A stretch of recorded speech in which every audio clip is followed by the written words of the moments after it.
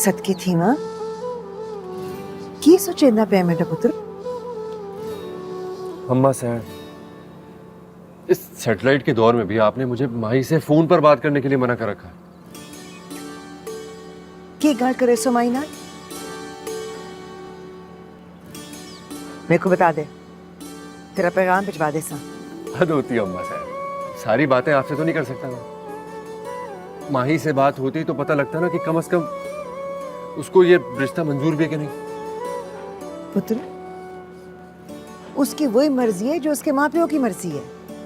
लड़कियां बालियां अपनी मर्जी माँ प्यो की जुबान से बताती हैं, और फिर पीर साई का कराना। इस मामले में बड़े सख्त लोग हैं, अपनी बीवियों को 7 पर्दों में लुका के रखते हैं। अच्छा, ये नहीं पता था मुझे। अलबत्ता चलो, ये भी पता चल ही जाएगा। सारी खबरें हैं तुझे, मेरे को चंगी तरह पता है। खबरदार फोन ना करना, थोड़े दिन आती गाले, जरा सब्र कर।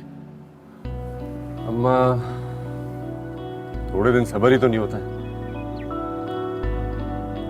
अरे अम्मा, वो तस्वीर भिजवा दी थी ना आपने मेरी, वो मैं इसलिए पूछ रहा हूँ ना कि कहीं उसको ऐसा ना लगे मैं धोती कुर्ते में गंडासा लेकर खड़ा हूँ, किसी चौकीदार की तरह कोई जागीरदार हूँ।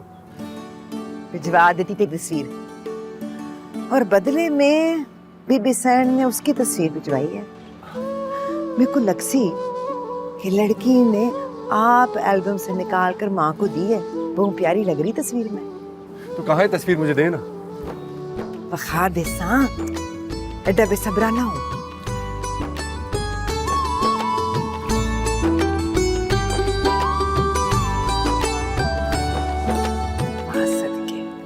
इंशाल्लाह नजर।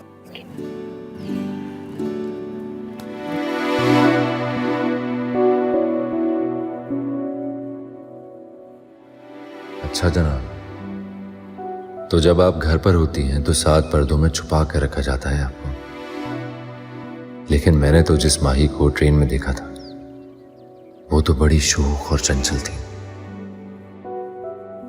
मतलब शरारती हो तुम बहुत। कितने रूप छुपा रखे हैं तुमने इस कोमल मुस्कान के पीछे, मगर मुझे तुम हर रूप में प्यारी लगती हो।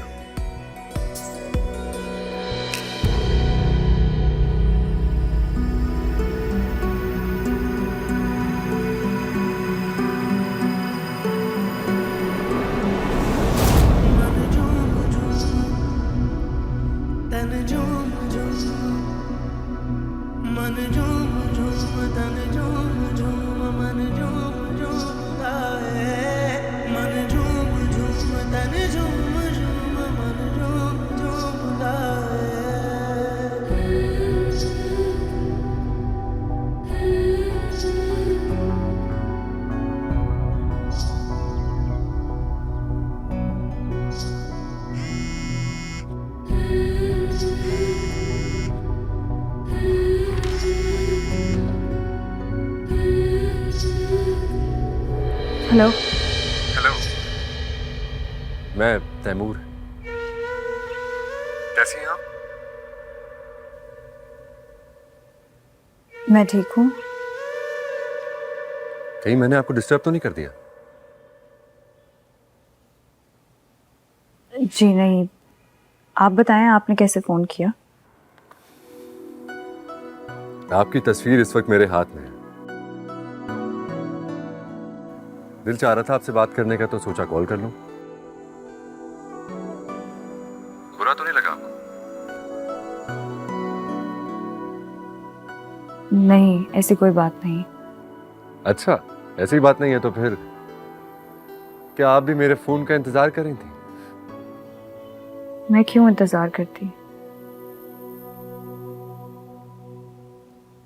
मेरा मतलब है, मुझे अंदाजा नहीं था कि आप कॉल कर लेंगे। चले, अब तो अंदाजा हो गया ना आपको।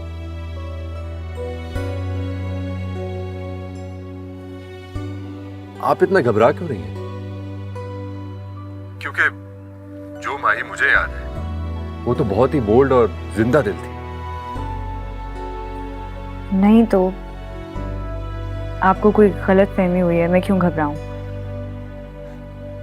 ओके, तो फिर इसका मतलब हुआ कि आप मुझसे शर्मा रही हैं। जी नहीं।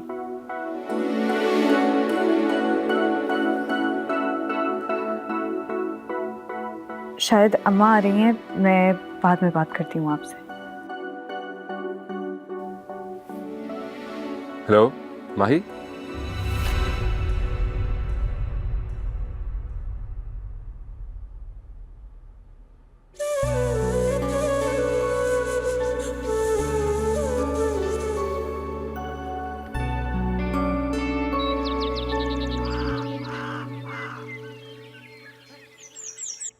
मुझे ये सब बहुत खतरनाक लग रहा है माही।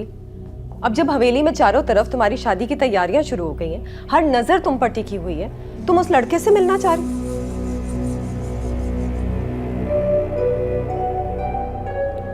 मेरा दिल नहीं मानता। ऐसा लगता है जैसे कोई अनहोनी होने को है।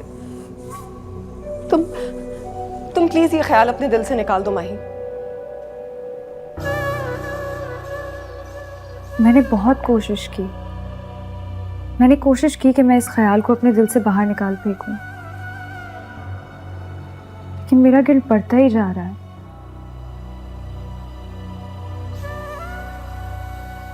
फकीरा ठीक कह रही थी। मैं जब तक उसके दिल की आस को, उम्मीद को पूरी तरह कुचलकर खत्म नहीं कर दूंगी ना, वो यूं ही मेरे दर पर पड़ा रहेगा। आज तुम्हारे लहजे में वो वजन, तुम्हारी दलील में वो तासुर क्यों नहीं महसूस हो रहा माही? आज तुम अपने अंदर ही इतनी उलझी हुई क्यों लग रही हो? सच बताओ माही, ये तुम्हारे अंदर का गिल्ट ही है ना? कहीं कुछ और तो नहीं?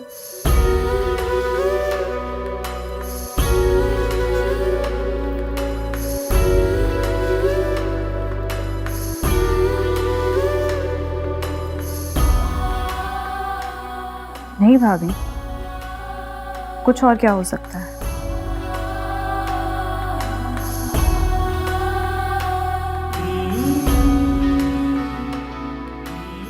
इधर देखो मेरी तरफ। आज तुम मुझसे नजर मिलाकर क्यों नहीं बात कर रही?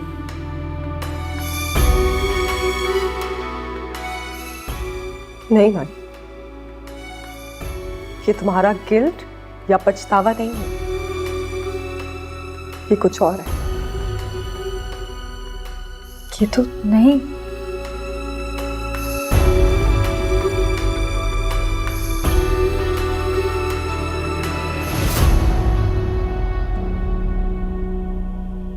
मैं पीर साईं काजिम शाह की बेटी हूं और छोटे साईं नाजिम शाह लाला की बहन। मेरी माँ इस जागीर की बड़ी सरकार कहलाई जाती है।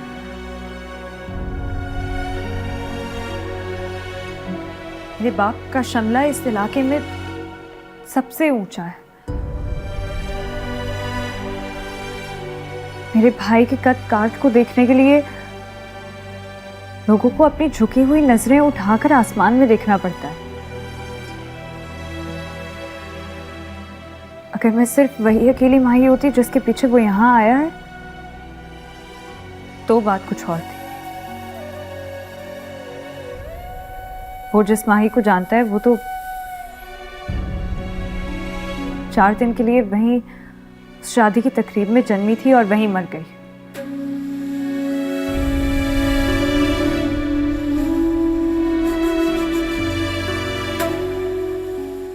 यहाँ जो माही है,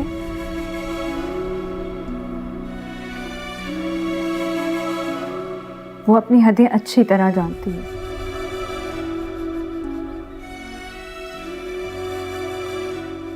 और उन्हें कभी पार नहीं करेगी।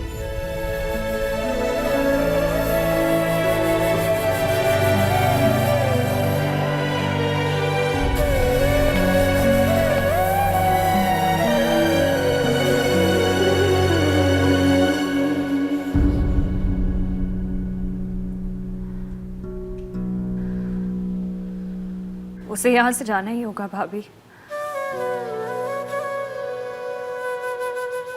अगर वो ना किया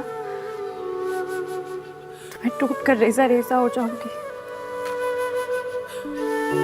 झूम झूम तन झूम झूम मन झूम झूम तन झूम झूम मन झूम झूम गाए। मन झूम झूम तन झूम झूम मन झूम झूम